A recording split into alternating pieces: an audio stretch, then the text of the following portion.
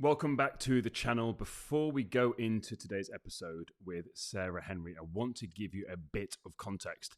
Today we talk a lot about race. We talk about race, we talk about blackness, we talk about whiteness, and it's a very relaxed conversation about a topic that I feel and Sarah feels more of us should be having. It was a no-holds-barred conversation where anything was on the table, and I know that you will find some incredible information here. Sarah is a trained counsellor, tutor, trainer, and speaker. And the way that we handle this conversation is hopefully a bit of a blueprint for how you can have the same sorts of conversations with those around you. Let's dive into the episode. Oh, wow. Okay. Didn't know they existed. There we go. So it's a pack of dark fabric plasters. Wow. You didn't know they existed. I didn't even know they existed. But it makes sense that clearly they would. But again, because I've never looked for them. Are they readily available in supermarkets? Sound as Tesco, but is that because sometimes you go somewhere and like you've got to search for them. Are they readily available? Regularly available in my local Tesco Extra. I've seen them in Boots now. But more than I don't know they existed, is chances are you've never actually paid attention to the fact that plasters are specifically dyed to match white skin. Welcome to the Prime Life Project podcast, a place to help you unlock your full potential, both mentally and physically, to become the best version of you.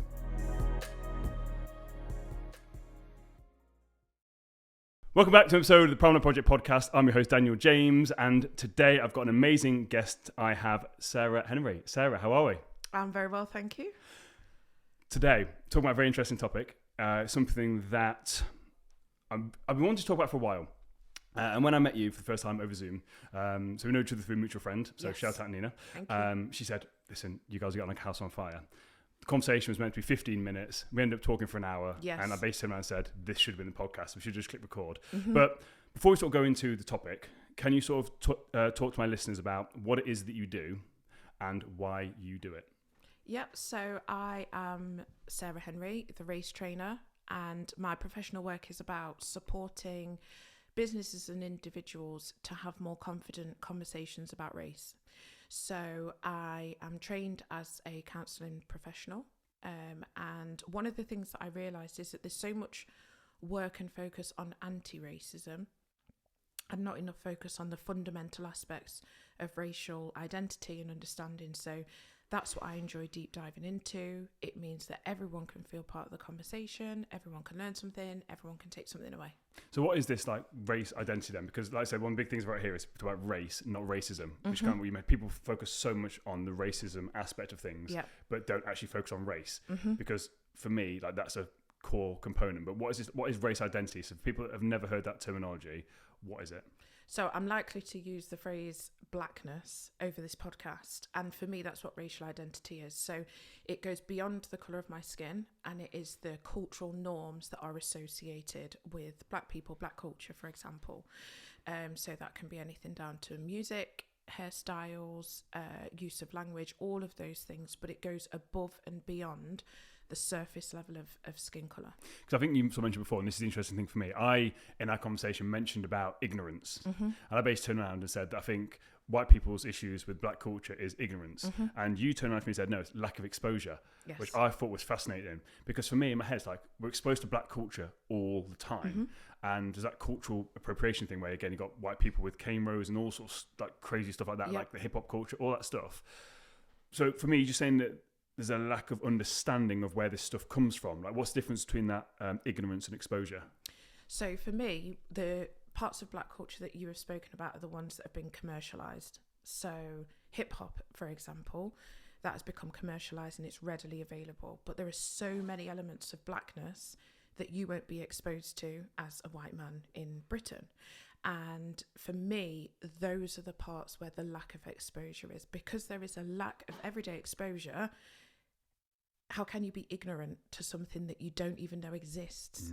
You've never come across it before. You're highly unlikely to ever come across it in your life, but for the exposure to blackness in whichever way you would find yourself there. So it's a slightly separate conversation to me, is that there is blackness that's readily available, and then there is the blackness that you wouldn't be exposed to, in the same way that there's whiteness I wouldn't be exposed to.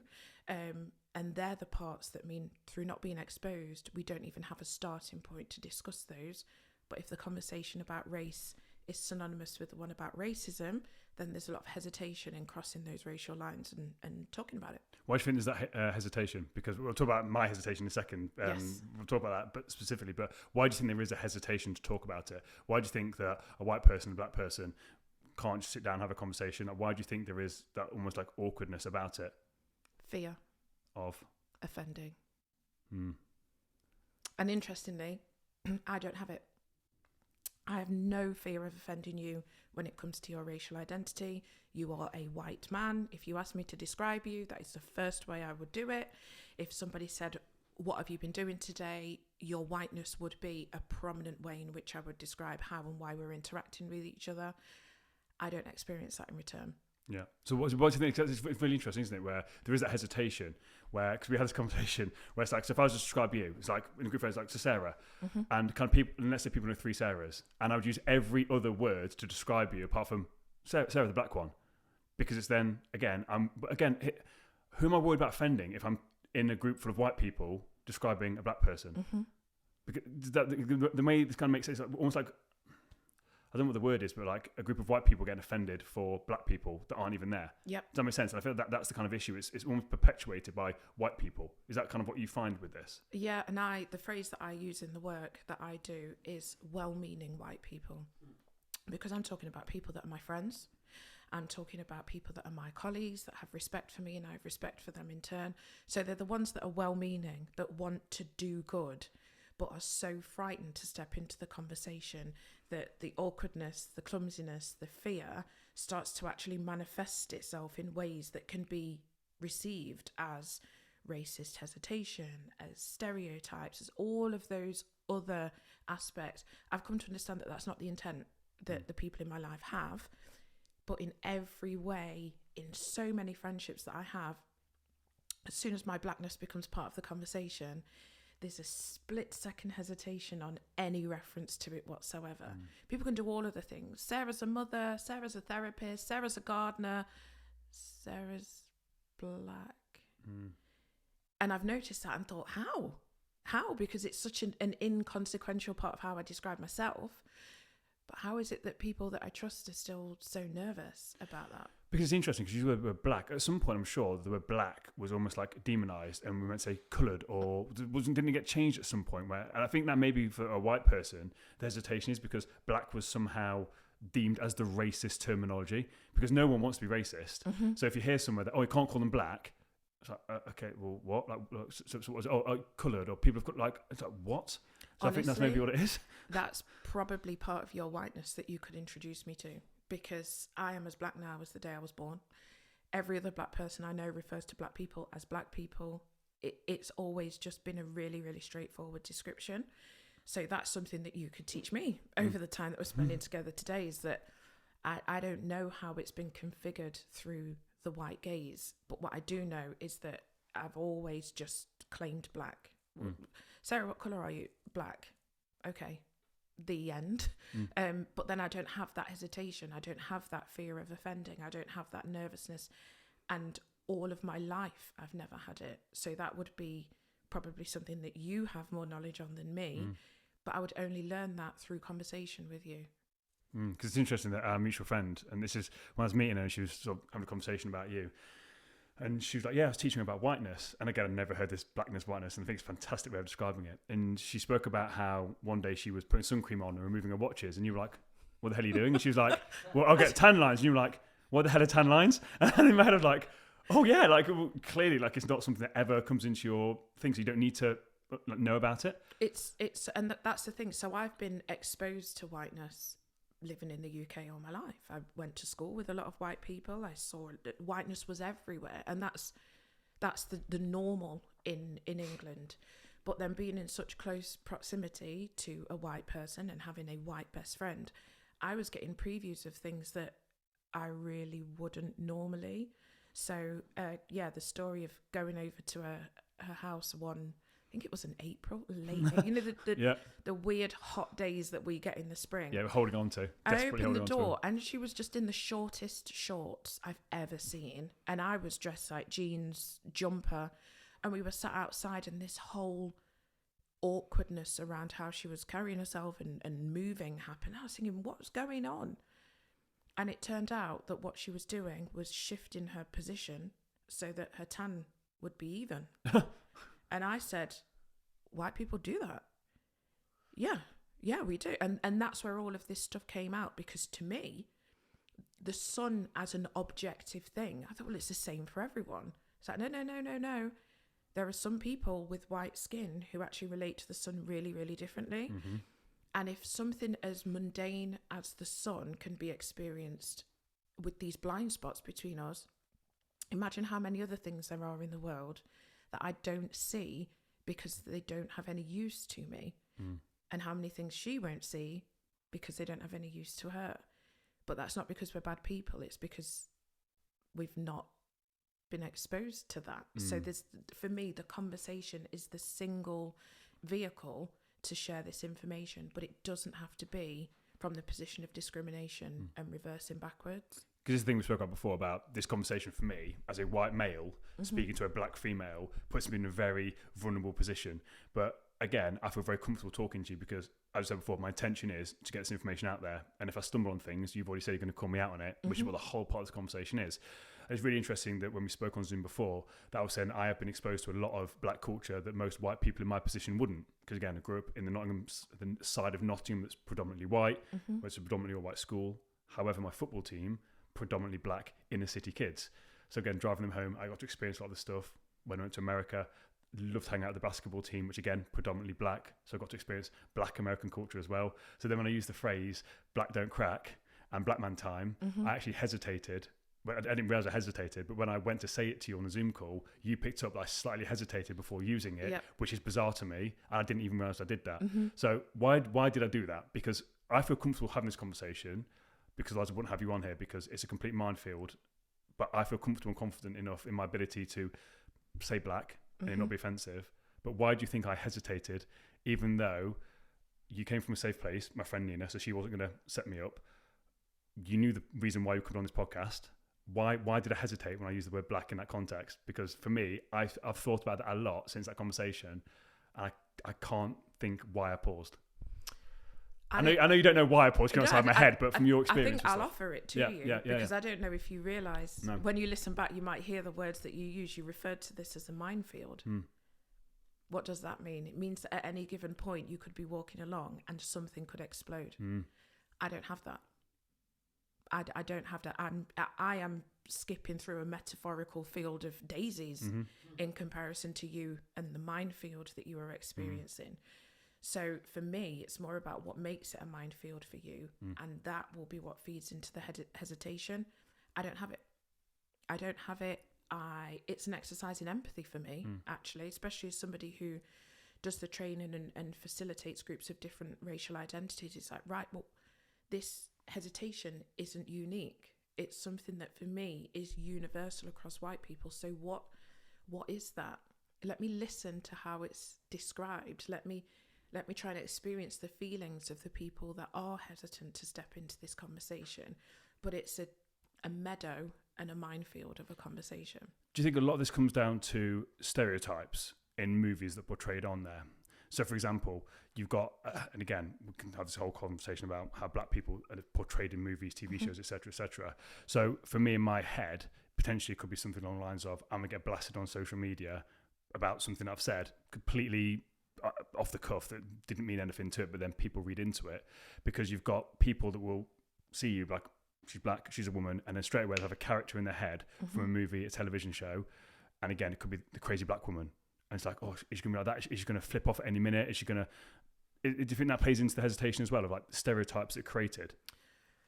I think so, but I embody a lot of whiteness that mitigates that stereotype. So, for example, my name, Sarah Henry, if there weren't cameras here and my blackness wasn't explicitly mentioned, people might assume that we were two white people talking about race, because I've heard throughout my life, "Oh, it's such a white girl name," and I've thought, is it? It's just my name.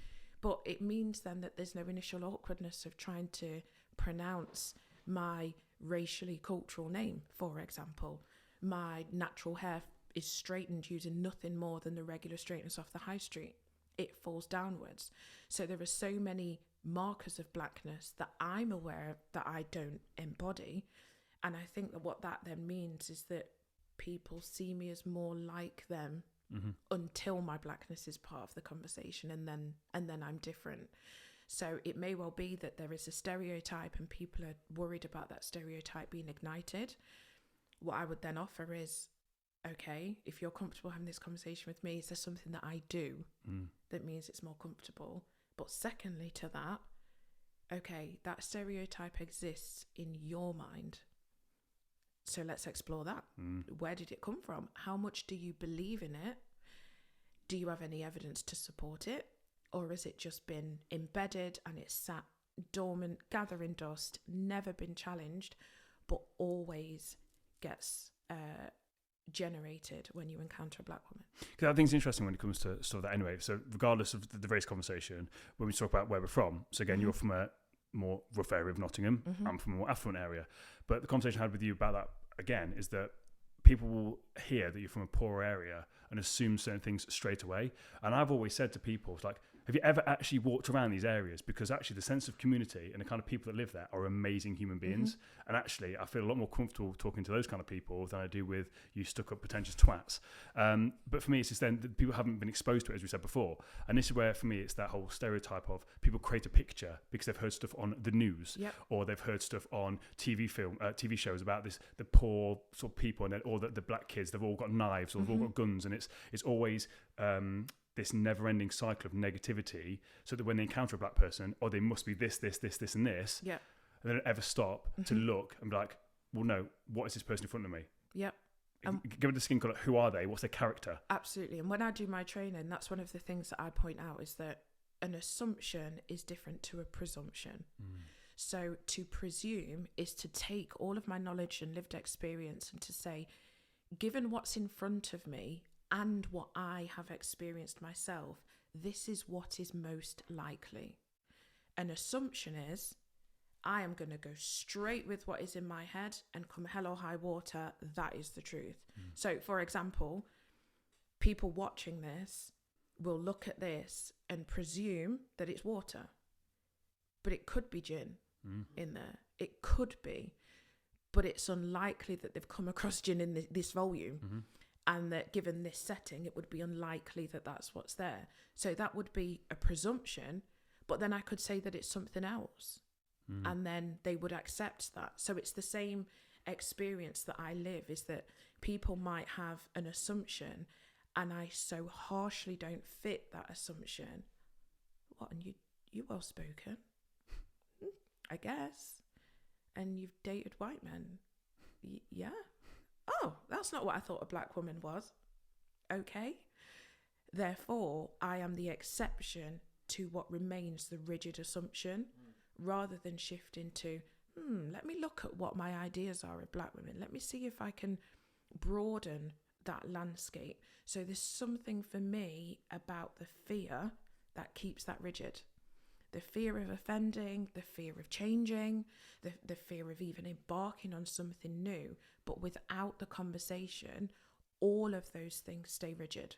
And for me, the conversation is race and not racism. So what do you think is the actual difference between race and racism? Just so we've got a clear definition of that. Like why is it race and not racism? I'm going to ask you, Dan, what's the difference between race and racism? So in my head, race is we are the human race. So that for me is there is one race, is the human race. And as part of that, there's subcultures: black, white, Asian, Indian, etc., etc. Racism, for me, is the assumptions where people are not accepting of a certain race. So again, it could be, because again, you can have black people that are racist against white people. You can have Asians that are racist against black people. So for me, it's intermingled. But for me, the difference is there's race, where you're trying to understand different cultures, backgrounds, where racism is you're attacking a certain subset, black people, for something they can't help, like without really understanding it. So I feel for me, I think racism is ignorance. And again, I think we're arguing with that. But for me, it's like if people actually stopped and questioned why they have racist beliefs, there's nothing there to back them up. Unless you've been stabbed by a black person when you were a child and now you hate all black people. I can kind of, cool, I get that. It's like we get attacked by dogs. I hate all dogs. I get that. But for me, most racist people, whether it's black people, white people, Asian people, their racisms don't have a factual basis. So that's my sort of, I kind of gone around the bush there, but that's my difference between the two. What's your take on that? One of the really interesting things about the conversation of racism is the recipient. So there's a lot of literature around the fact that white people can't experience racism because of the structure of what racism actually means. In that what it has to do is it has to be supported by the position of power. It has to be supported by the majority. And because that in the UK is white people, what that then means is white people can't experience racism. What they can do is experience unkind things being said about the colour of their skin, but the overall system doesn't support that, in which case there isn't an ongoing experience of oppression or discrimination. And so when it comes to the difference between the two, racism, there can be black and Asian people who are racist, but it would be towards black or Asian people because those are the people that aren't within the position of power within the structure.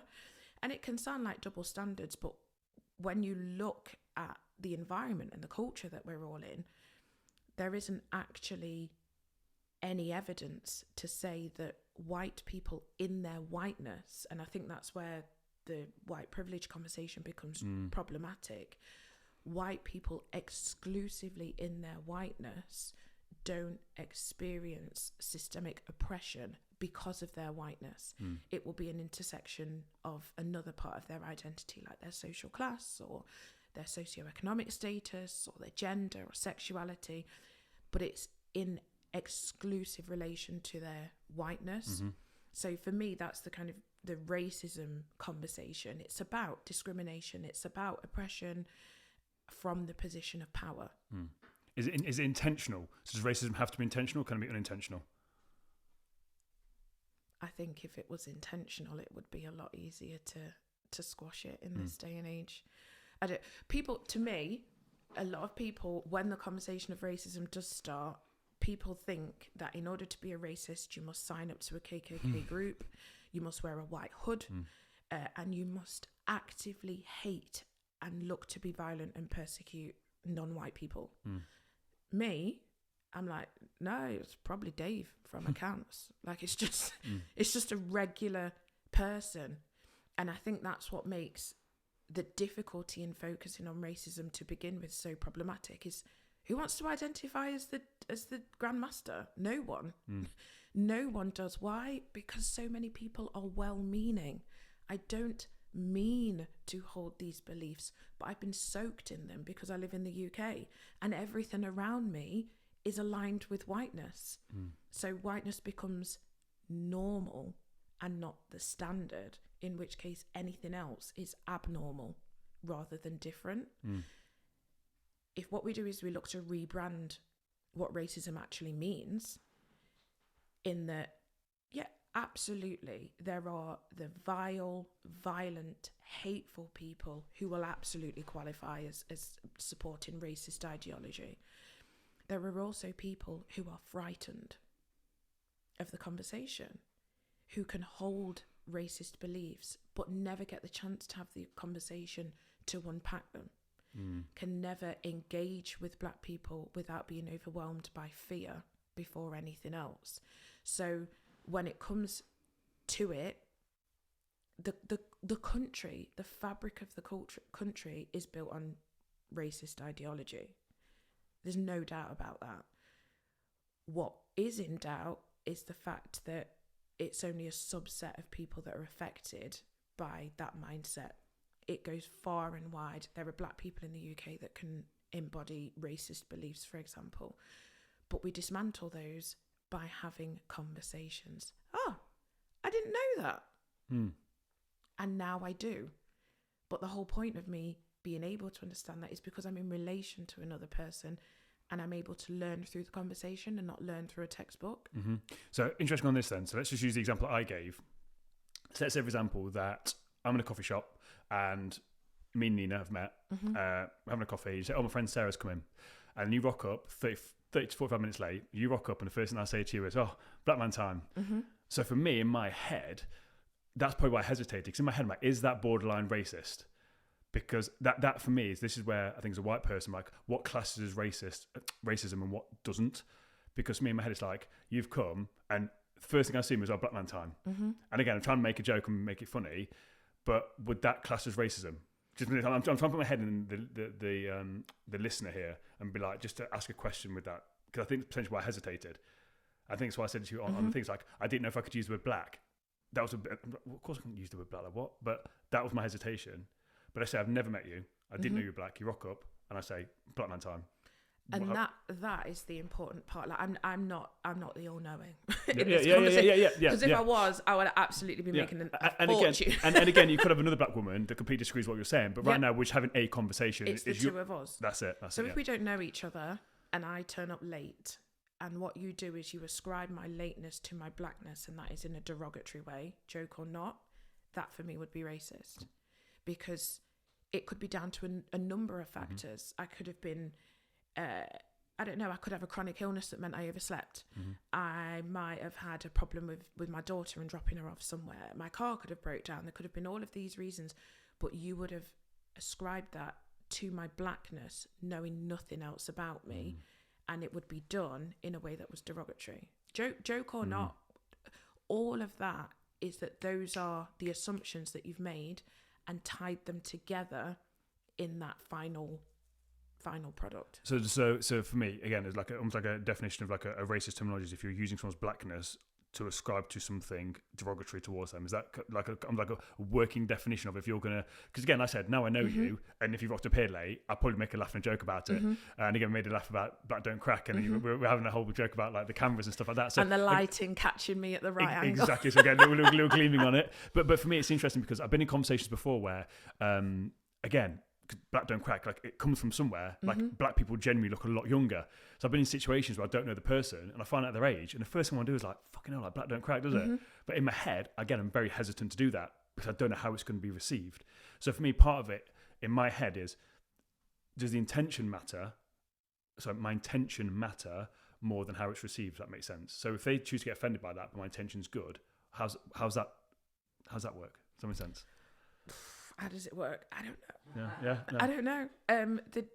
I can speak for myself. Yeah. The intention matters a lot. And the reason for that is because I spent a lot of my life in white spaces, viewing whiteness, engaging with white people.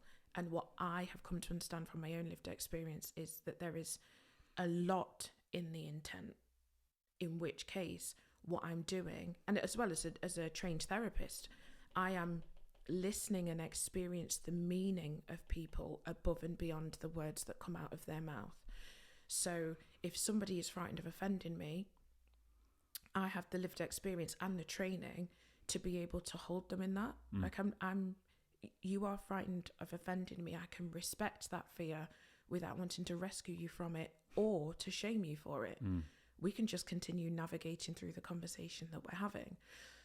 But I've had a very different lived experience because there are certain elements of racism that I've never been on the receiving end of. I don't know how much it hurts to have somebody relentlessly shame and mispronounce your name. Ever. I've never had that. I've got two of the most English names that are available.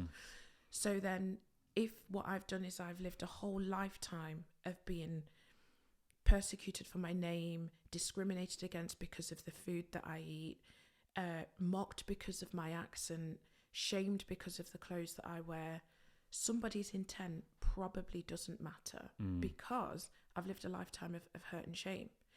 I, as Sarah Henry, who speaks like this, who dresses like this, who's got hair like this, I've not had that. So I have more latitude for the clumsiness because the clumsy people are the ones I love and care about. That it's not Dave in accounts. It's the friend that I went to school with. So for me, you're not necessarily bothered about trying to convert the racists into accepting blackness. What you're trying to do is the well-meaning white person that is just like, I don't know how to almost like connect. Yep. Is that you're basically trying to bridge the gap between the two worlds? Absolutely that. And let me tell you, the well-meaning white people are the scariest ones. Why is that? Because I know what the KKK people look like. And I'll say, mate, you do you. I'm not coming into your space. You don't want to be in my space. We can just operate in our domains. We'll never cross over. I'm not gonna try to be near you, and vice versa. The well-meaning people are not just well-meaning when it comes to racism. They're friendly. They want to be at parties.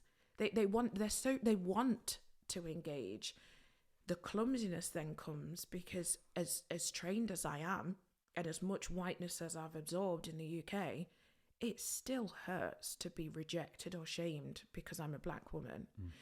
And in some ways it hurts more because I find myself in white spaces that I'm not on paper meant to be in.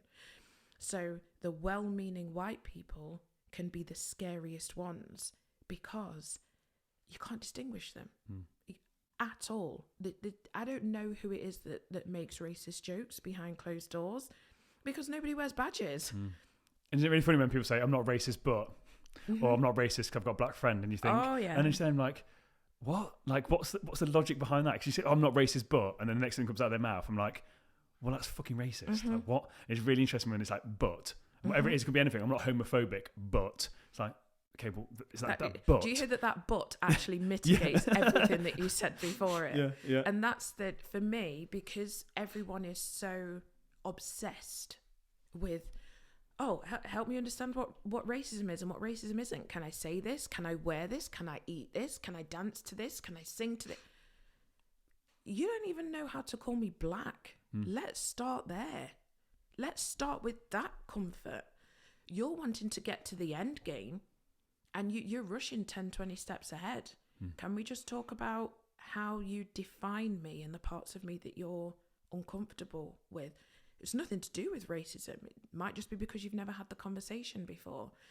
But that well-meaning desire to not offend, paradoxically, people end up reversing into being offensive because they're not wanting to, when the phrase like do the work, they're not wanting to start with the work of. Do you know that that's a white people thing? And black people don't do that. Can you give some examples of that? Like, just off the top of your head, like what are some things that white people do that black people don't? Just out of pure curiosity for me. What are the things I talk to? So, growing up, if I went out to play in the park, and I fell over, my grandma or my mum would call me inside. I'd be crying, I've hurt my knee, it's bleeding. And typically what would happen is, do you know Dettol? Yes. That on a piece of cotton wool, it would be poured on and it would go onto my cut and it would sting. I'd get a plaster and I'd go. Dettol would go in the bath. And I used to love it as a kid because it's like a brown liquid, and then you put it in water, it goes milky. It's this weird science experiment. It was normal.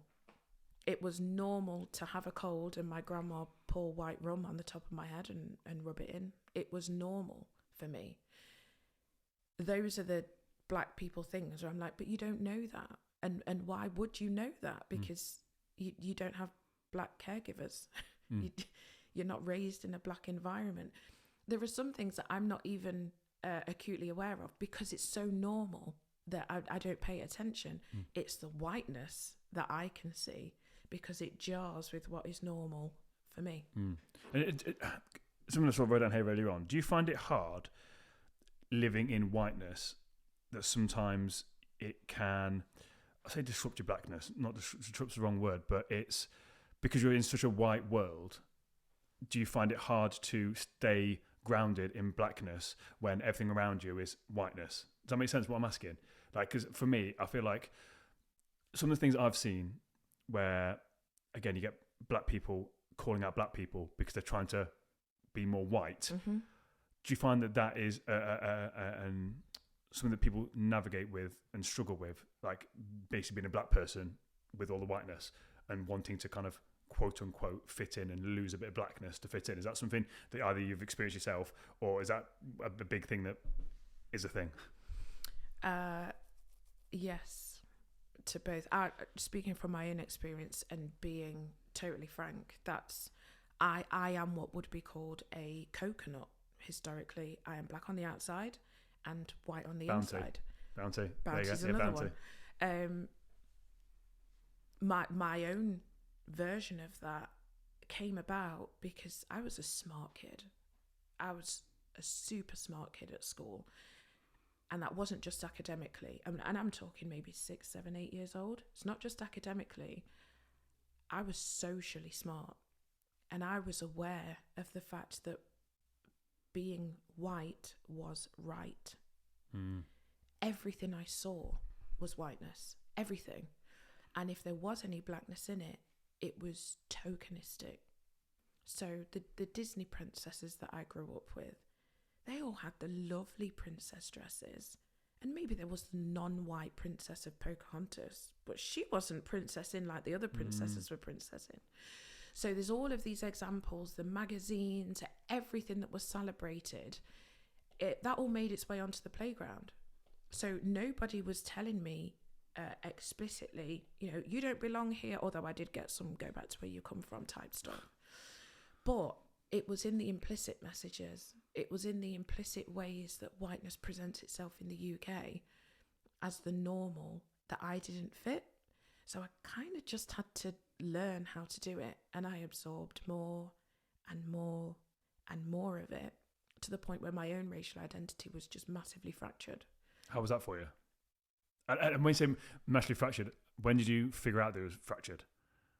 When did I figure out it was fractured? And what do you mean by fractured? I turned on the news and this man called George Floyd was murdered. Well, was that 2020? Mm-hmm. Yeah. And all of a sudden, the blackness that I'd tried to navigate around was what people saw first. And I couldn't hide. I couldn't disappear into the crowd anymore. I was what everyone was paying attention to. And so, and actually in my counselling tutoring work, it just so happened that I'd briefed the group, the next session that we're going to do is on difference and diversity. I had the handout already. It was quite generic. And in between, I don't know, say session 12 and session 13, George Floyd was murdered. And so what I had to do as the only black person in the group was to lead a session on difference and diversity as the only black person, so the powerless, but then as the tutor, the powerful, with the socially charged environment of the Black Lives Matter movement just ramping up in a way that we've never seen before. And I chose to call that out instead of pretending like it wasn't happening. And that is where I noticed the transition from being racially fractured to being racially accepting of myself. And it was a process that shout out to my therapist, it was a process that I had to go through, because there were so many things that not only did I learn that whiteness was the right way to do it, but I also got a pass. There were certain things about me I was just born with that meant I could find myself in these spaces, like white hairdressers. I found myself in there, and then the hairdresser straightened my hair, and all the oils that I put on my hair just started smoking out the place. It was like a 1990s episode of Stars in Your Eyes. Yeah. There was just so much smoke everywhere. And that's my blackness. Oof, that's embarrassing. But I was in there. I was in the salon. 2020 was when I stopped feeling illegitimate as a black woman and started to, okay, if I am a coconut, I'm still black. So I extended the parameters of what a black woman is in order to fit me in it. before that, I just felt like a hybrid. But I wasn't mixed race because that was legitimate. I didn't really belong anywhere because I could assimilate to whiteness quite well and quite convincingly.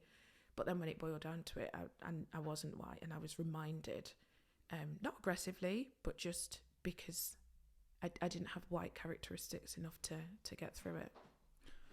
I find it really bizarre how, by the way, I knew this would happen. On episodes like this, I wish I could pause and just take in what you've just said and sit there. Do you know, like when you watch like a YouTube thing, it's like, oh, it's really profound. I'm just going to sit there and just take it in. And it's like, no, it's actually a podcast that I got to actually then talk back to you. No. So I just caught myself there, just taking in what you said. Like, I did actually I've got to watch say something. you. I saw you like drifting deep into what I was saying. I just sat there and I was like, I've actually got to say something now. And it's like, but again, I love it when these kind of conversations happen. Like, I've actually now got to say something to that. So I wrote something down here. While you're talking about the Black Lives Matter and the Disney narrative and stuff like that.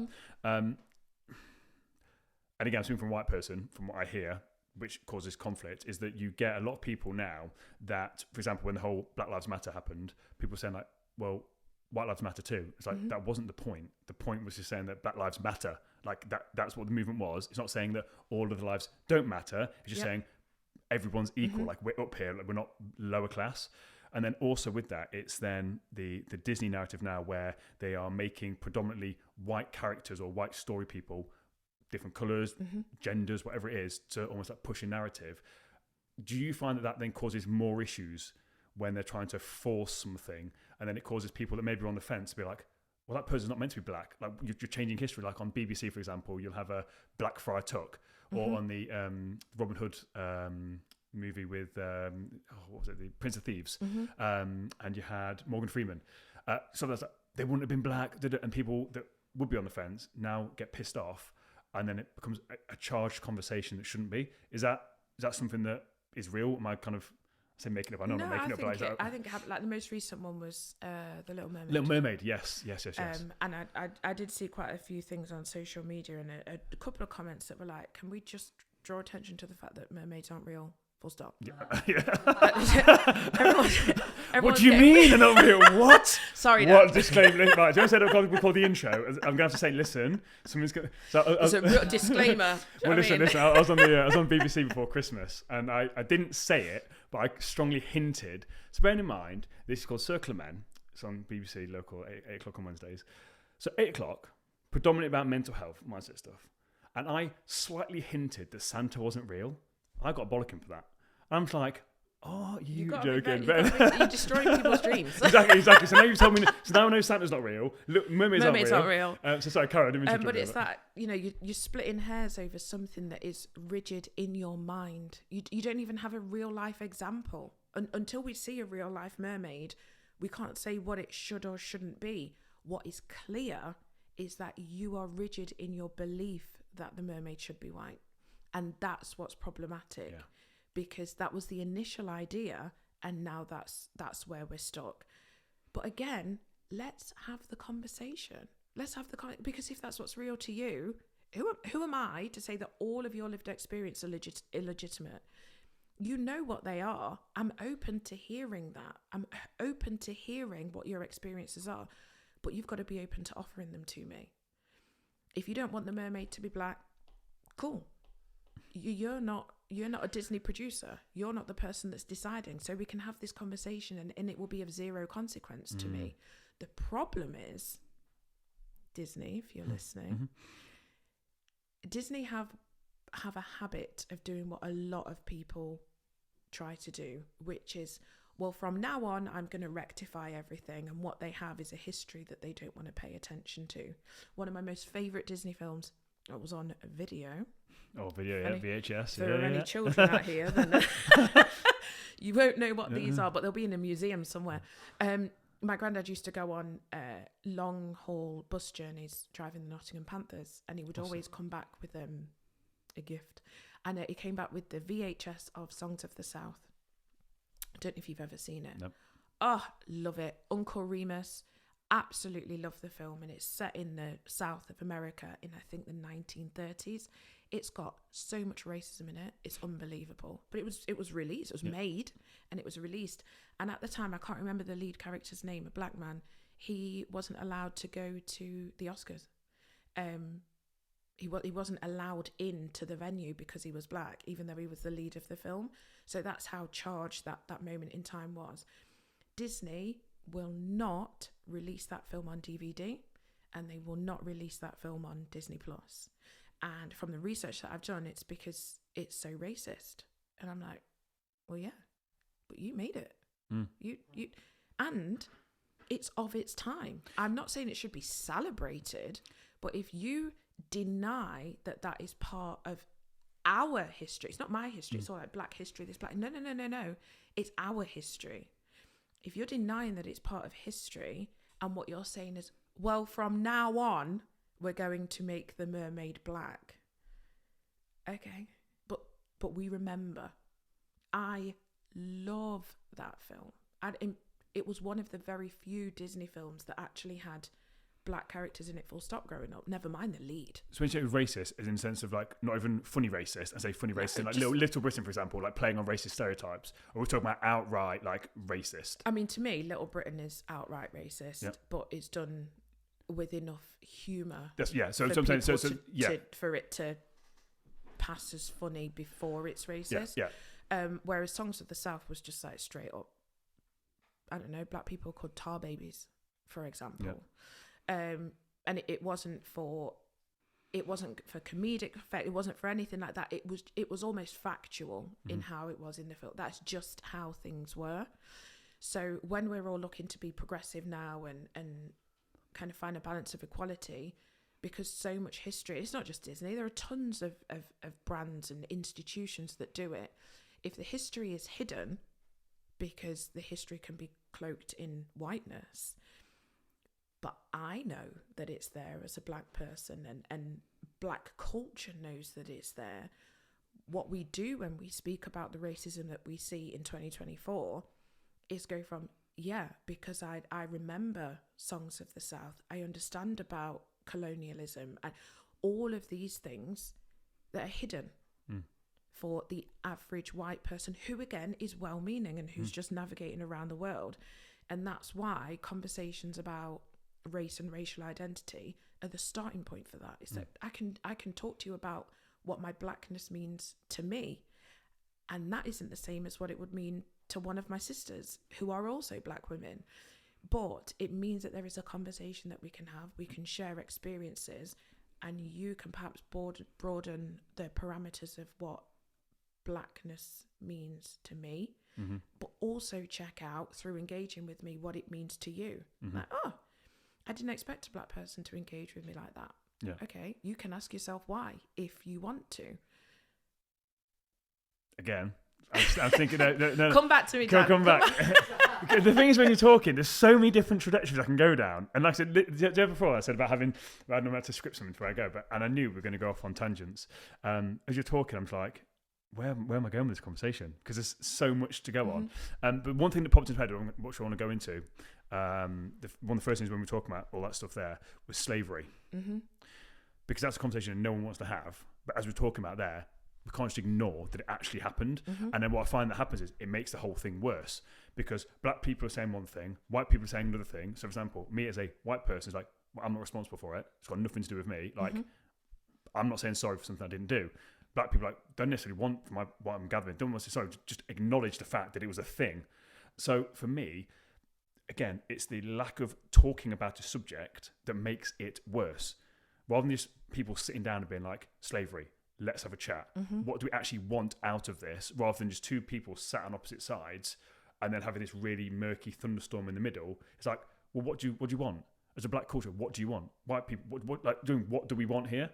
Because for me, that's the thing that's kind of still dividing us. And it always goes back to slavery. People talk about slavery and it's like, yes, it happened, but what can we do to actually move this whole thing forward? Because, and again, I'm living like an idealistic world where black and white people coexist beautifully and there is no racial tension. But what's it from a black perspective? Can we talk about slavery and what your kind of view is on white people's view on slavery? Yeah, we can. I mean, you mentioned there, yes, it happened, but what can we do now? That's the same race and racism thing that I'm talking about, is that yes, it happened. That's the conversation, not what can we do now. Mm-hmm. What can we do now? We can't answer that without actually looking at, what was it that happened? But we're very clear on the fact that neither of us were there. What we will be doing is experiencing the history through our racial lens. So it's likely that I will experience pain, but for the good fortune of being born in 1988 when I wasn't born at a time where that could happen to me. You may well experience guilt thinking, well, somewhere back in my lineage, somebody might have been involved in that. And now I've got that DNA going through. So the reality is that both of us will be experiencing something through our racial lens. And what happens is people are forced into a social position of, you must view this differently because of your racial identity. I'm like, yeah, but it's not opposing.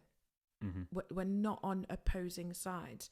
We're both saying it is a horrible, horrible part of history. Let's talk about that as people who have a racial identity that is configured within that. But to start with, well, where do we go now? It's like, well, we can't. Backwards first. Yeah. Look at where we've been, and look at how where we've been actually shapes where we are, because it means that there are certain aspects of the UK that we share now that are experienced differently. Little Britain, for example.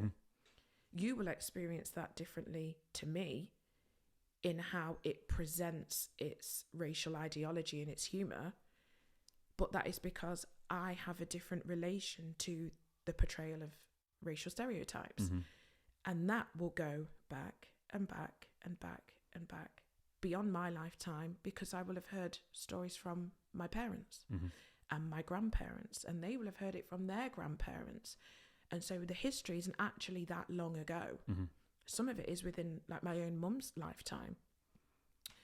But to think, right, to do the Disney thing and say, well, let's draw a line in the sand and let's move forward. That line in the sand separates out the history that shaped me as a black person in the UK today. And not only does it deny my pain, it also denies some of the racial celebration.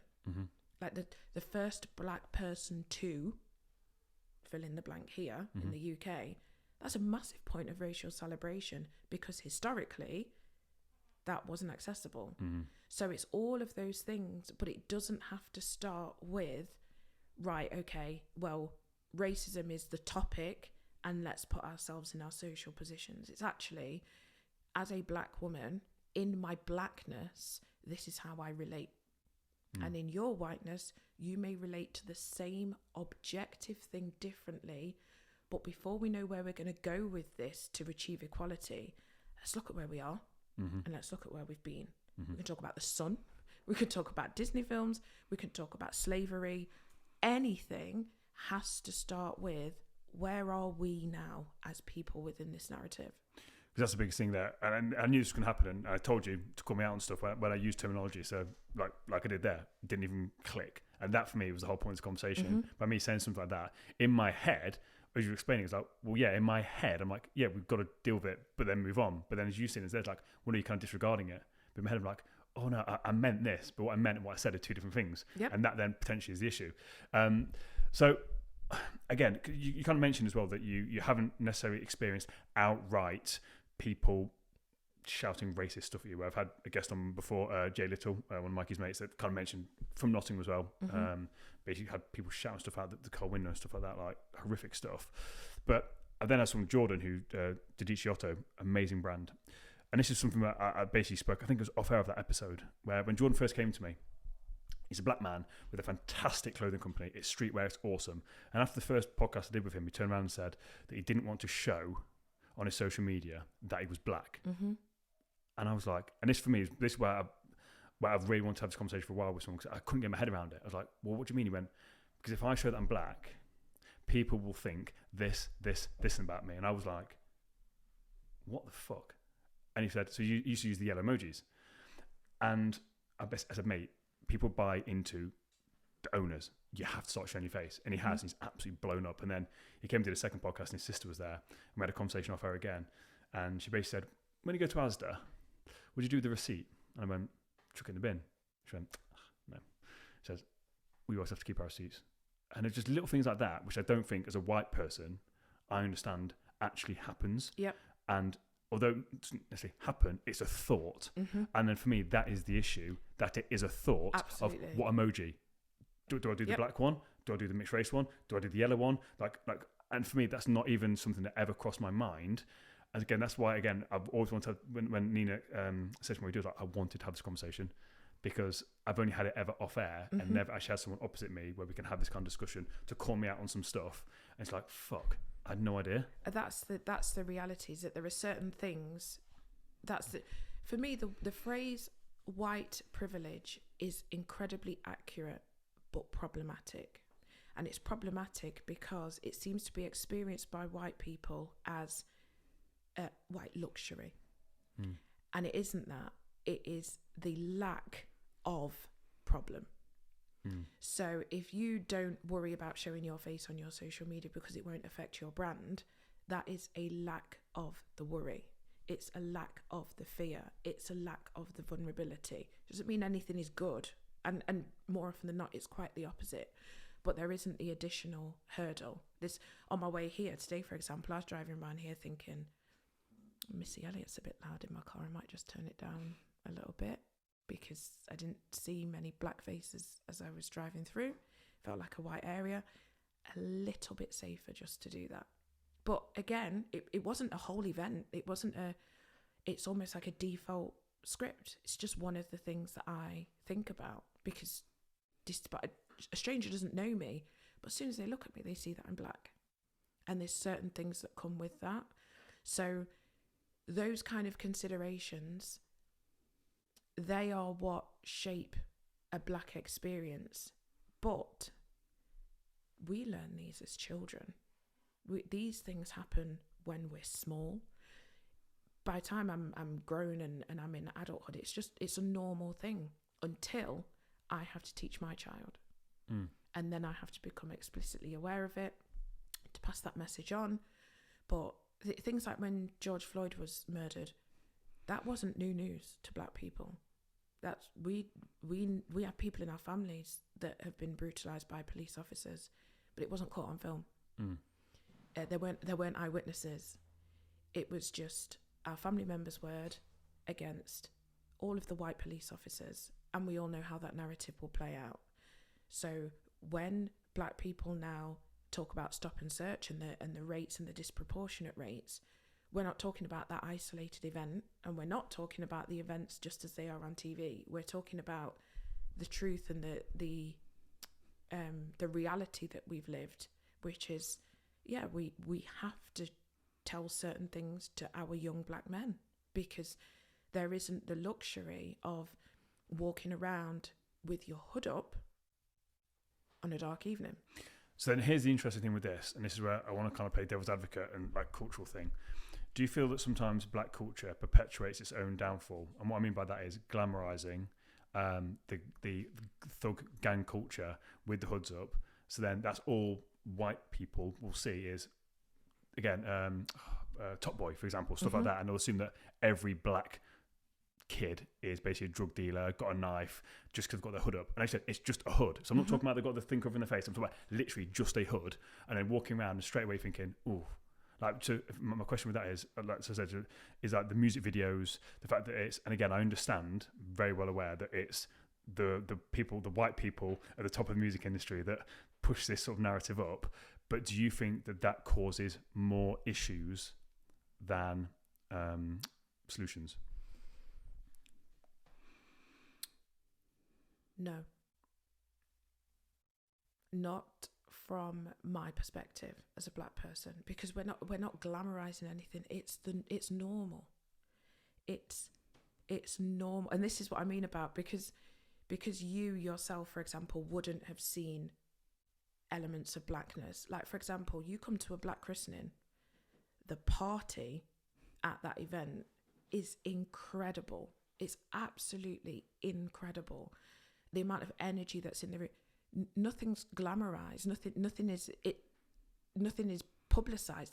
That's just how things are. It is what it is. Yeah. So when black culture is in music videos or in films or TV programs or anything like that, it looks like it's glamorized because it's looked at through a white British conservative lens. Mm-hmm. Of course it's going to look different, and if it were just different, that would be okay.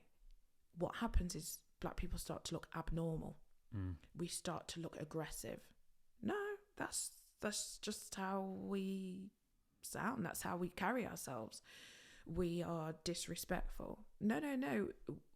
We've been raised on a whole different language structure. And there are all of these different things that then become abnormal and problematic, but that's exclusively through a white gaze. I could walk down any street where I live, and there's a group of young black boys on the corner, without a shadow of a doubt, they would respectfully address me. They're not intimidating to me. I've lived in England all my life. They're not intimidating to me. But that is because I understand what a group of black boys means, and it isn't just being fed from my ideas of Top Boy or from hip hop music videos. If that's all people are exposed to, then that becomes an abnormal way of carrying oneself that's exclusively ascribed to black people. And then that then becomes the issue, because let's say I'm a white person walking towards a group of black lads and I cross the road, that then makes them feel a certain way, which is, well, fuck them. Like, I've done nothing wrong, and you're assuming. Much like the black man time, you would see their blackness and you will align that with a gang, and you will align that with a problem, and you will come to a conclusion off all of these assumptions, when in fact they probably won't even pay you attention. They'll be so engrossed in each other and what they're doing, and probably laughing at whatever it is. But the difference is that those boys are my brothers. Those boys are my cousins. That they're not intimidating to me at all. In fact, it would be a white group that I would find more intimidating if there were the choice between the two. And so again, that's born out of my racial identity and my history, rather than, oh, well, this is what Netflix said. And so this is what I'm gonna run with. This is what I'm gonna use to base my decisions on. So I think it's really interesting. This conversation I have with people a lot, is that in every culture, in every race, you have arseholes. You will have a group of young white lads that are out to cause trouble. You'll have a group of young black lads that are out to cause trouble. But then it's like, to your point about the party. So again, black people can be very loud. They have great parties. They're amazing. I said I've been to quite a few in America. Fantastic. And their banter, the way they banter with each other, is very, very loud. The whole thing, and you mentioned your laugh. Again, typically... Do you know what I mean? Loud. It's loud. But your laugh... But that's, again, I'm used to that. And the reason why I'm saying that is because if you look at a typical white person pub on a whatever it is, what do you get? Drunk arseholes that are what? Loud, aggressive, boisterous. And it's the same thing, but people don't click that. It's because, just because they're black, I don't understand it. Exactly. That's dangerous. Well, it's the same thing. It's the exact same thing. And that for me is that conversation where it's people, and this is why I used the word ignorance before when we had our Zoom conversation, is for me, I was like, it's just ignorance. You don't understand, but it's not, because they've never been exposed to it. All they see is the stuff that, again, is pushed down to them through the news, and again, music videos, and again, because these music videos glamorize guns and stuff, it's like, yeah, but white people have guns too. I mean, white people glamorize guns too. It's just a case of the rap culture and the hip hop culture. Again, what is that built off? And black people telling their story. Yep. That's what is all built, and people don't understand that. That's what it is. They're not glamorizing it. That is literally their story, which is why we've got people like Jay-Z now. Their music's crap. Why is it crap? Because he's so far removed from music that made him famous in the first place, and people don't understand that. They don't, and there's an element of they don't have exposure to the reality. How do you get that? Talk. Talk to each other. And there are so many things. I mean, for us, there are so many things that are far removed. Like, we could sit here, we could analyze a music video, hip hop music video. We could take it to shreds.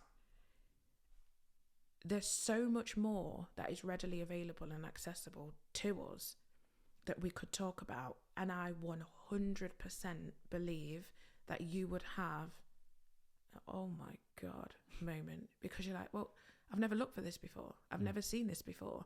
We've all seen the music videos. We've absorbed those messages. They've been drawn out because there's been research papers written about it. There's been debates about it. It's been on talking points on all of that. But there is so much whiteness in our supermarkets.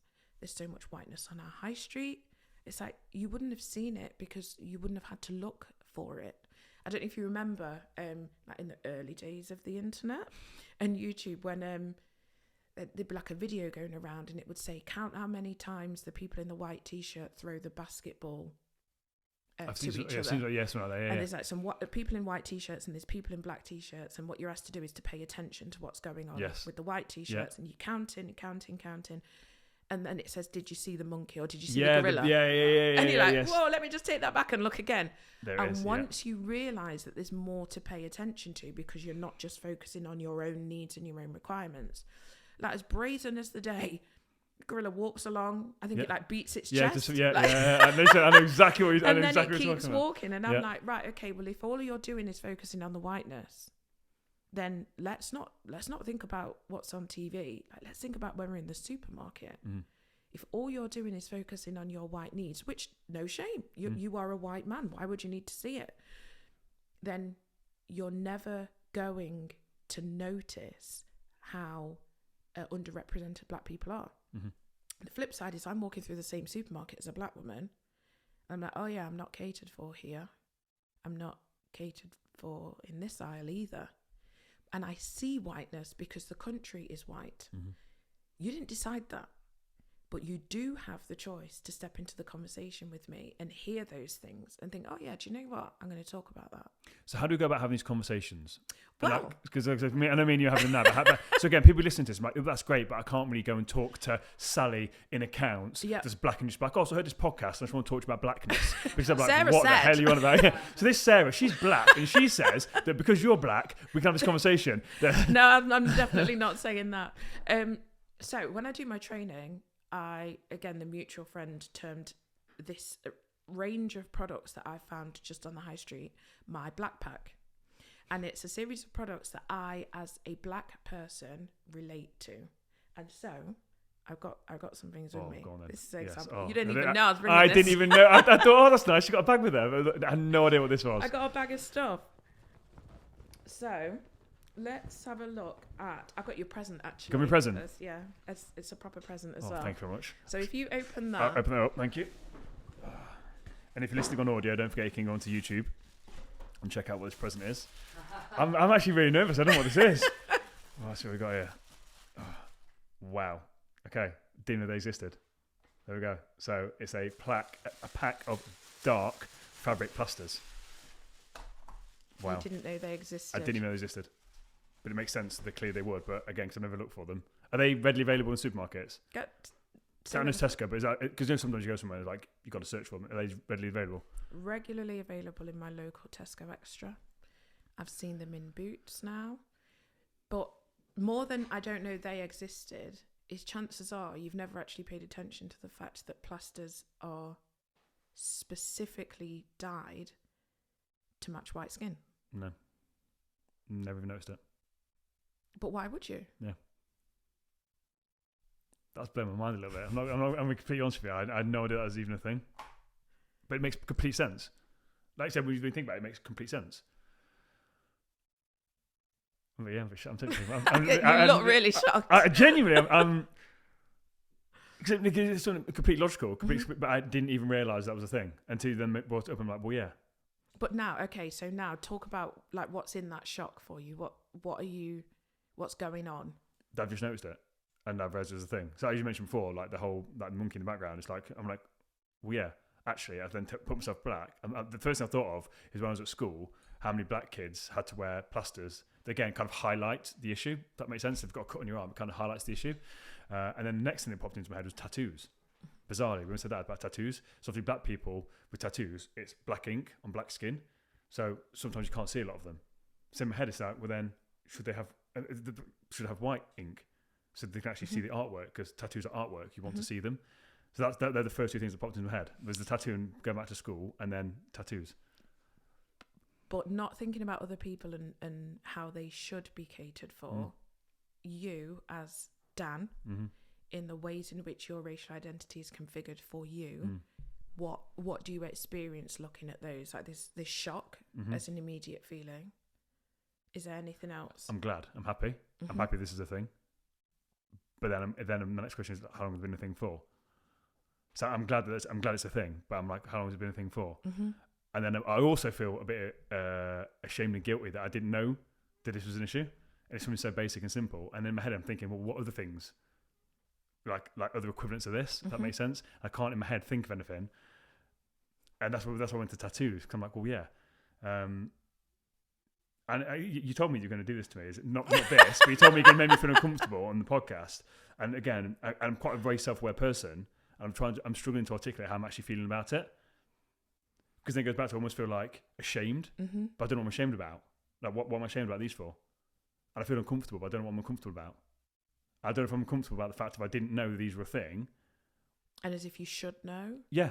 I like what we did there, because I feel, yeah. What is this a normal thing that you do, and how do people normally respond to it? With that's why that's the gift for you. That is the thing, is that we have all grown up in a world in England where that's the colour of plasters. You don't even question it. It meets the people that need them. And if you have a child that falls over and you can afford it, you can get them Disney ones. And if you work in the food industry, you can make sure you can spot them if they drop into a meal, and you can get blue ones. Yeah, blue ones on the. But those ones aren't that colour by default. The original standard plaster that's in every first aid box has been specifically dyed that colour. And it's just normal.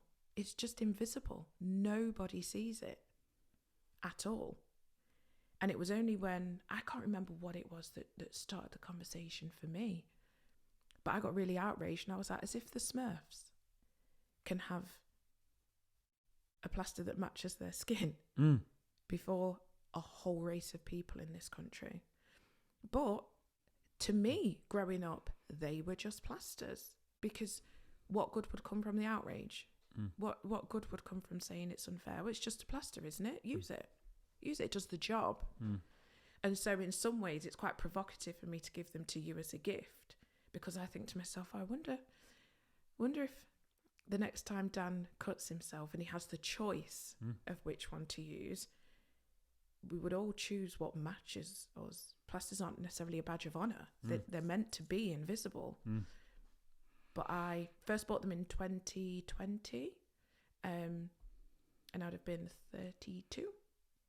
So the first 32 years, I didn't have a choice. But this thing for me, I didn't even realise the plaster was meant to be invisible. The two brought to my attention. I had no idea the plaster was meant to be invisible, because again, you get the ones that got all the colourful things on, or the toys and whatever it is, like the Spider-Man ones. So again, you said to me now, would I choose to use these? 100%. Again, it's a conversation starter. I loved, like, my socks are a bit of a wacky thing. I like to have conversations. So I 100% would use these to start a conversation, because someone would be like, where the hell do you get them from? And it's so for me, Let me tell you. Yeah, but for me, because now, genuinely, for me, it's a conversation starter. And again, when I'm on the radio tonight, I'll be like, did you know there's black plastic? Because again, Aaron, he's the main host, he's Asian. So again, I'm like, well, what? Because again, his skin complexion, it's neither dark nor white. Oh, they do medium. So there we go. That's my next question. So that is like a medium one. And would he use them? So straight away, I'm now really curious to actually have that conversation. Because for me, and here's an interesting thing, that I think about this a lot when I'm on the radio. So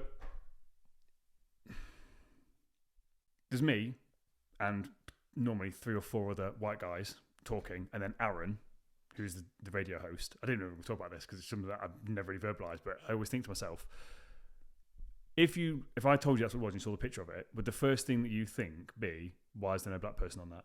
Would that even cross your mind? Because we talk about like white people feelings. Because in my head I'm like, should there be a black person on this to even it out? But in my head I'm like, why should there be anything? Like, it is what it is. But I didn't know if that'd be something that you picked up. I typically notice the lack of black people or non-white people, but not from a place of, well, why aren't there? And there should be, because that the word should. It's what's normal. Yeah. It's what's normal now. it's normal to look at a representation of a group voice and it be all white people that are there. So that's what's normal. That's what's normal for me, but it's always noticed. But then my flip side of that question was, would you rather it be how it is, like using circles as an example, like at the outer conversations, it's a bigger conversation, or so would have it as it is, or I just get my black friend on there basically because they're black, because for me that's more insulting and racist for them to come on to hit a quota so that we're not seen as racist. Does this make sense? So in my head it's like, for me it's like that it is what it is because it is what it is. So in my head it's like, now I've noticed this again about 6, 7, 8 months ago. I noticed it and I was like, this is interesting. Obviously Aaron's Asian, so I'm like, okay, cool, like we're hitting some diversity thing, but in my head it's like, surely it's more racist for me to be like, we need a black person on. Yeah, can we just find the nearest black guy? Or we need a gay person on there, or we need something, so we're hitting quotas. So do you now find that potentially what's happening is that companies are hitting quotas, trying to diversify, and it's causing more harm than good? Yes, Daniel. Yes. I've had it myself. Oh, we were told that we needed to be more diverse, so now we've got Sarah as part. And I thought, what? Wow. I was here, honestly. Wow. I thought I was here on merit. And that's my point. It's more insulting. It's like, oh, I'm only here because I'm black, not because I'm actually good at my job. Yeah, and I am good at my job, let me tell you. But again, without the conversation, because what tends to happen is there's a group of white people, whether it's senior leaders, management, whatever it is, they come up with this idea of what diversity means, and then it will be tokenized. And that's what becomes the problem for us, is it becomes this really shallow, so long as we've got a black face like the United Colours of Benetton adverts, so long as we've got a diverse looking group, it doesn't matter what's underneath that because we look good. Like, yeah, but there's more that needs to be considered. If what you're seeking is true inclusion, then there's more that's got to be considered. Like, are you going to have the right people in the right spaces? It's all well and good saying, oh yeah, let's recruit some people as part of our hair care team. Yeah, well, we need a gay man in there. Okay, what? This guy that you've got has been bold all his life. What does he know about the women's hair care section that you've got him working on? It's, if you put in people in certain spaces just to make sure that you are covering your own back, then their racial identity is being used and exploited for the benefit of white people. And that is a narrative that we have a name for. It's called racism. And so the problem is, that's what happens without a conversation. It's just decided. And I've had it. I've had it where I've seen people try and achieve an inclusion quota, and I'm like, there's something off. Something even having a quota is a bit of a... There's something off here. There was an advert, and I wish I'd kept it. At the time, I wasn't doing this work. I was just like Sarah Henry, just mincing about my life. But I was on my phone, and the adverts were on the TV, and I wasn't paying any attention or marginal attention. And I could hear these voices arguing on this advert. And I looked up and I was like, listen, that ain't happening. Press pause. Wonders of Sky Plus. You went straight there with that voice. Listen. I rewound it. I recorded it. I sent it to my sister. And I was like, you tell me which black mother is going to have her black daughter screaming, I hate you. You've ruined my life. And the black mother's then, she's like, I'm so sorry, sweetheart. And I was like, do you ever know a black mum to behave like that? I think it might have been a Marmite advert. It might have been. But I'm like, listen, Marmite, I know what you're trying to do. You got it so wrong. I know what you're trying to do, but what you've done is you've gone skin deep, because culturally that doesn't happen. It's not the norm for us at all, and you wouldn't know that because you don't see it. Because women are the head of the household. Listen, you just respect your parents. Yeah, my some of my best mates growing up is really interesting. His name, so black. His name is Kadeem Griffiths Wright. So again, he's got like a Welsh English Christian name. So again, people didn't realise he's black, and he was very like white, like. And he used to joke about this. That's why I term bounty, because when he said that, that's what he used to call himself. He's like, I'm a bounty. But again, grew up in an all predominantly white school, so he almost like lost his blackness. However, his mum, very traditional Jamaican. And oh my God, have I ever... Literally, so it's hilarious. So she talked to me, she'd be like, oh, you're so lovely. And she was so funny, because so there's three of us, Kadeem, there's Tom and Dan. And she'd always be like, get me and Tom mixed up, the two white kids. So again, the whole thing about all black people look the same. Where's your white friend? Yeah, and literally, she'd be like, yeah, that's literally what she'd say. But she'd be so funny and just talk to me on such a level, and then turn around and give him the biggest arsehole in I've ever seen. And he would literally, the fear of God was put into him about like, you be on home time, and it's like, yeah, but she's so lovely. And he's like, no, you wait till behind closed doors. And I said, so I was kind of, as soon as you said that then, like, that's really interesting. So I saw that advert, and I thought, there's clearly a board of people who have said, right, we've got a range of advert sketches. Yeah. Let's cast and be diverse. And they've taken the script and they've taken the faces and they put them together.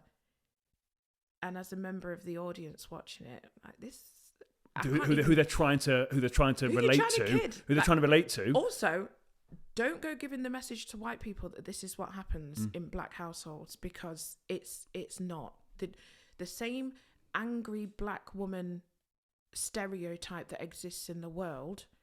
We actually have identities as strong black women. We are proud of the strength that we have in the household and the respect that we instill in children, not just the children that we give birth to, but the children within our family. What, and of all the adverts you could have given us, you gave us this one. So that's what happens with tokenism. It comes from a place of let's include. Yeah. Let's do good. But because there isn't a conversation, it actually ends up doing more harm. Because again, a black person at any point during that top end conversation would have been like, this ain't right. But I think that I don't know no women like this. but I think we had this conversation where about in America, the football team, the Redskins. So they were rebranded as the Raiders, or whatever it was, the Warriors, or something, whatever it was. But it's like they tried to not be racist. They said the Redskins was racist. They named that team after the people that actually conquered the Native Americans. And basically, the Native Americans were like, the Redskins for us is like a badge of honor. Like, they were our strongest warriors, and you've named a team after that. It's like, we never asked for you to change that name. So you've changed it for us, and you've replaced it with people that actually conquered us. Yep. And it's like, what planet are you on? We circumnavigate right the way back to where we started when you were saying the whole black and coloured thing. It's like, listen, we never made coloured up, ever. We never asked for it. All we want is black, blackety black, black, black. That's it. You can come up with anything else that you want, but that'll be you doing it. Yeah.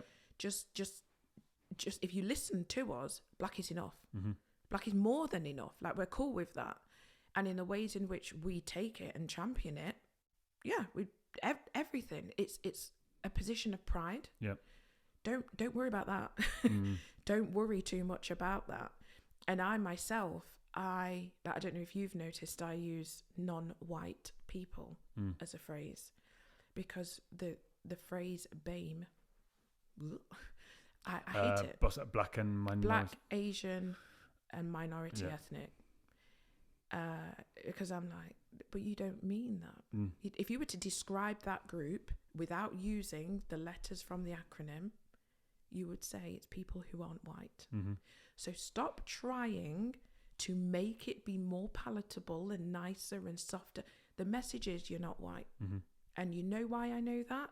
Because you know me and an Indigenous person, we ain't got nothing in common except for the fact that we're not white. Yep. So until there's WAME that I can use to say white, Asian, and minority ethnic, it's invalid. Stop trying to make something better when we have a truth to talk about. And the truth is, racially, what matters in the UK from the position of power is you are either white or not. It's okay. None of us have individually decided that. That's where we are.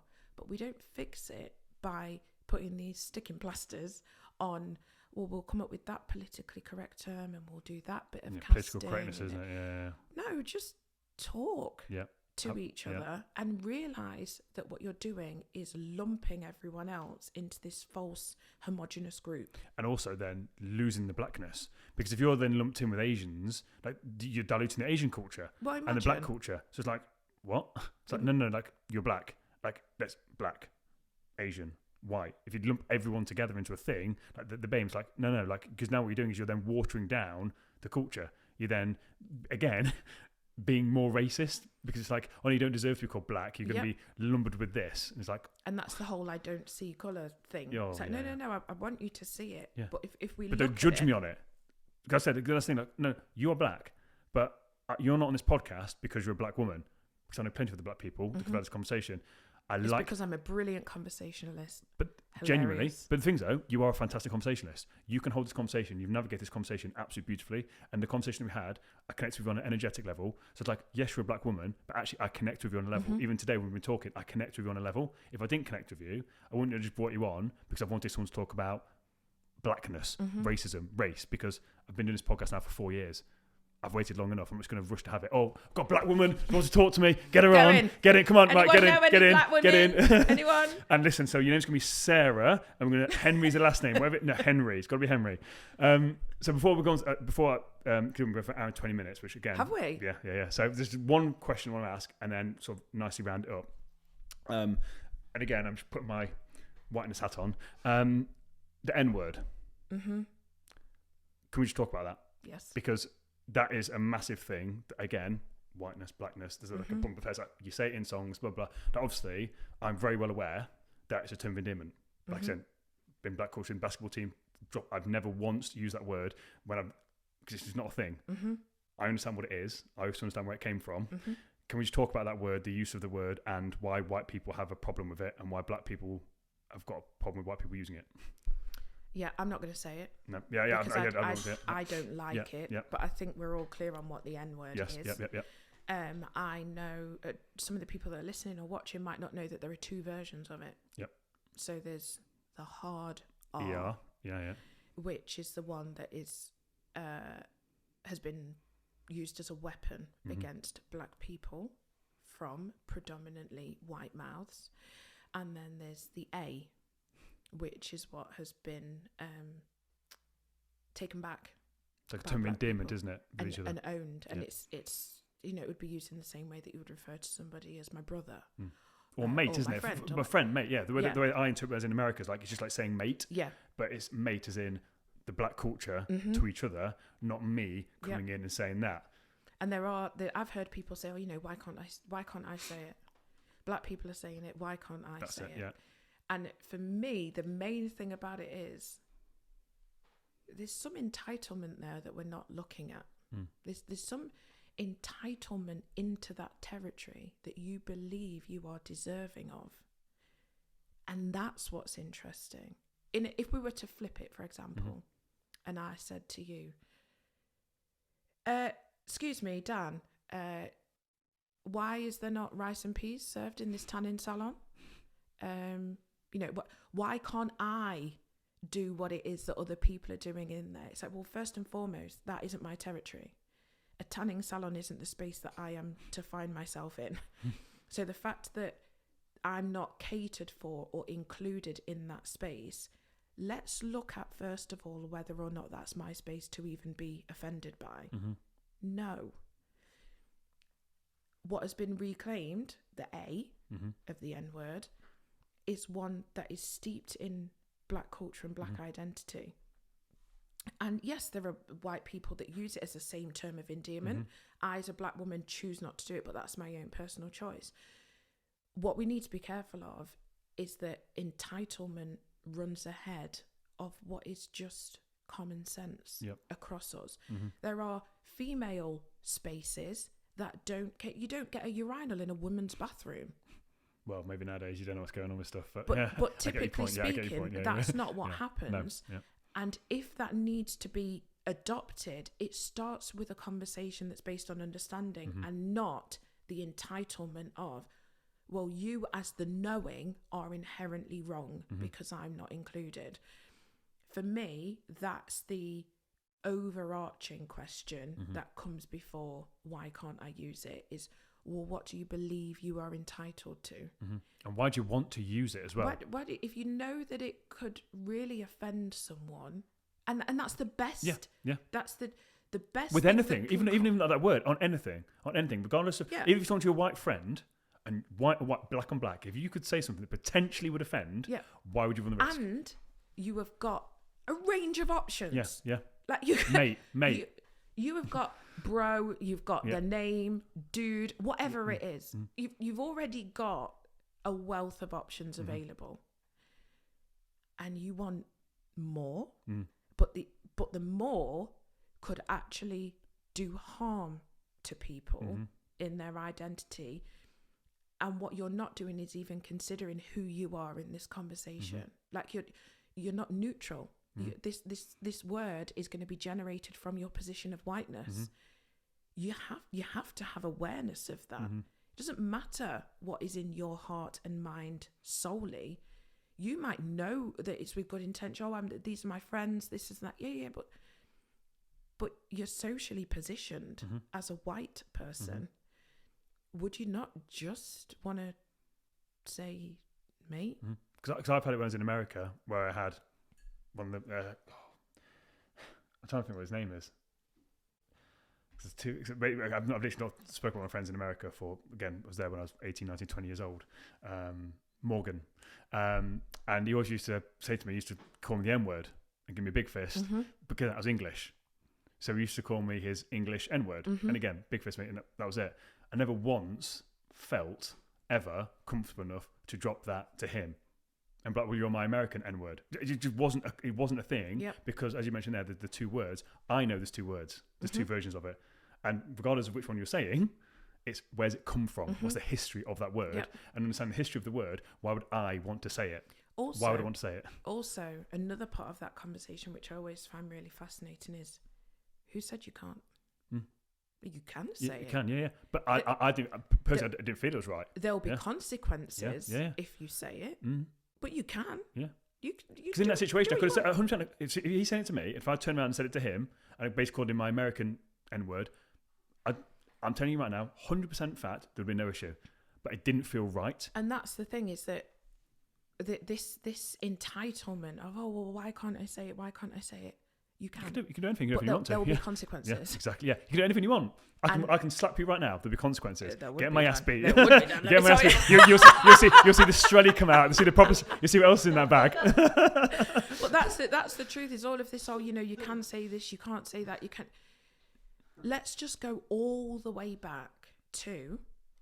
This is a conversation that is so rare that we don't need to go to those phenomenal charge points. No.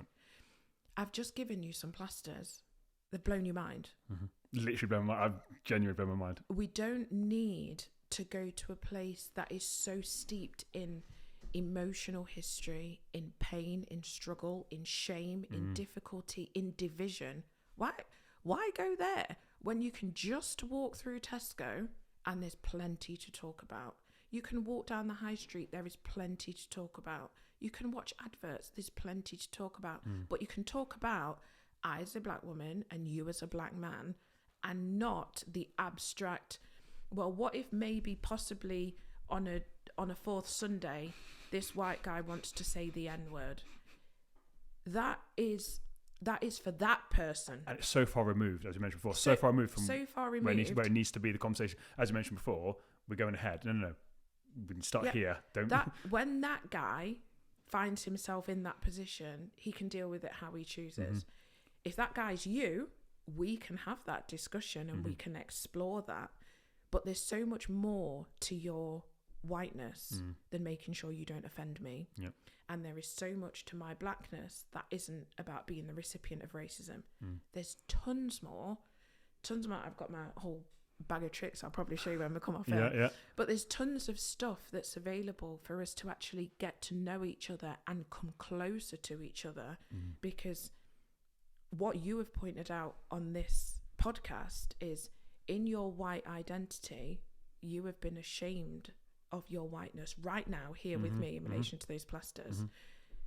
You don't know, but if I say to you I felt shamed of my skin in relation to white plasters, then are we not more similar? Absolutely. 100%. And that's a beautiful place to end this conversation. Sarah, if people want to find out more information about you, if they want to find out about your services, what you offer, how they can get in contact with you, what's the best place for them to reach you and contact you on? So you can contact me on Instagram. I am at the race trainer, all one word. My name is Sarah Henry. My website is www.sarah-henry.co.uk. I'll get Mikey to put that across the bottom of the thing and also be in the show notes as well. Sarah, thank you very much for your time today. It's been absolutely awesome. Thanks so much. Thanks, guys.